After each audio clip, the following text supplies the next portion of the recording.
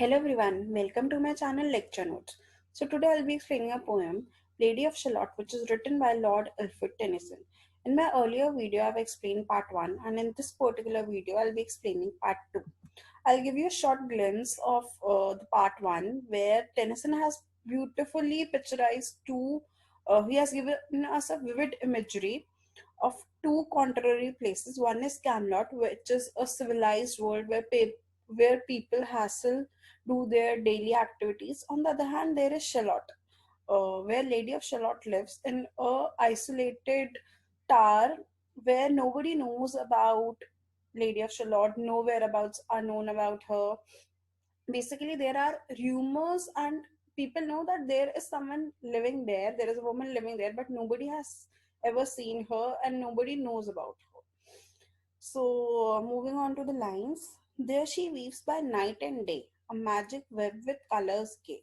So, she has been here referred to obviously Lady of Shalott.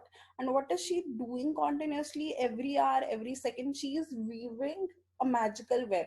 Here, the web has been referred to as magic. The use of the word magic here suggests some supernatural influence on her. She has heard a whisper say a curse is on her if she stay. So everybody in the Camelot as well as her has heard a whisper that if she sees the Camelot directly or if she gets out of her tower, there will be a curse on her and nobody knows what kind of curse and what will happen, but it is just a rumor in Shalott as well as Camelot that she cannot go out. To look down on Camelot, she knows not what the curse may be, and so she weaved steadily, and little other care had she, the Lady of Shalott. So in the part 2, Tennyson describes the lady's experience of imprisonment from her own perspective. We learn that her alienation results from a mysterious curse. She is not allowed to look out of the Camelot. The reason is unknown to everyone. This creates an aura of further mystery. And another point is little other care had she. This expresses how she is preoccupied and doesn't have anything else. Her mind, soul, body, everything is indulged in weaving. And we can think of the lady as like Sleeping Beauty in the Disney cartoon, a beautiful maiden trapped in a tower under a terrible curse, and the curse is not known to the Lady of Shalott herself also. And moving through a mirror clear that hangs before her all the year, shadows of the world appear. There she sees the highway near. So another element in her room is the mirror.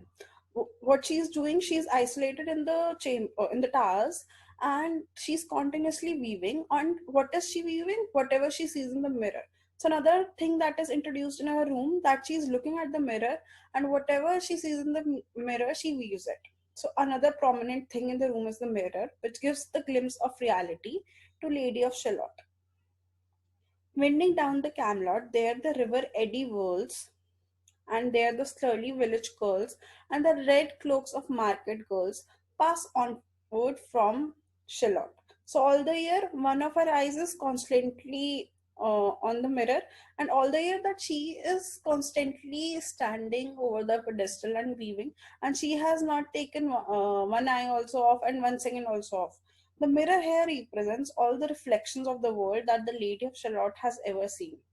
So the lady has a curse, therefore she is not directly looking out of the window. She can only look at the shadows on looking at the reality superficially only. So she is not looking directly. She is looking at the mirror, which gives her a second illusion or a superficial reality only.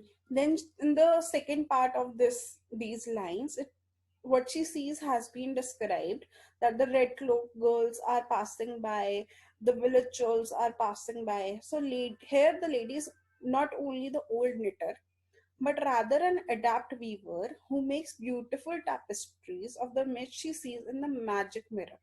That indirectly shows her the world passing by outside. So the mirror also shows the world of reality as well as what she's weaving.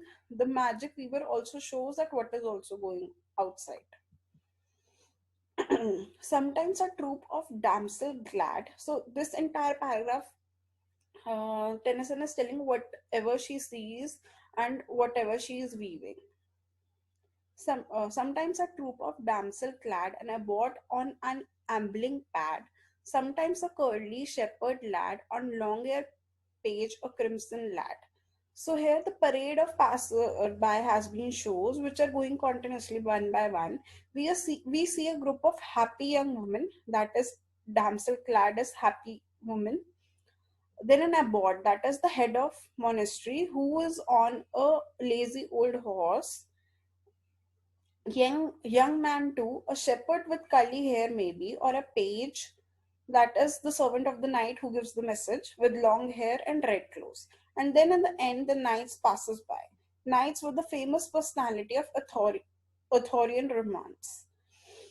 So Tennyson here mentions that how lady never had a loyal knight. In the next part, that is, and sometimes through the mirror blue, the knight come riding two and two. She had no loyal knight and true, the light of Shalott, the Lady of Shalott. So knight represented the chivalry who used to protect the kingdom, the women, the reputation of the king. So knight was seen as an honorable position, an honorable person. So here Lady of Shalott mentions that she never had a loyal lover as soon as she sees the knights.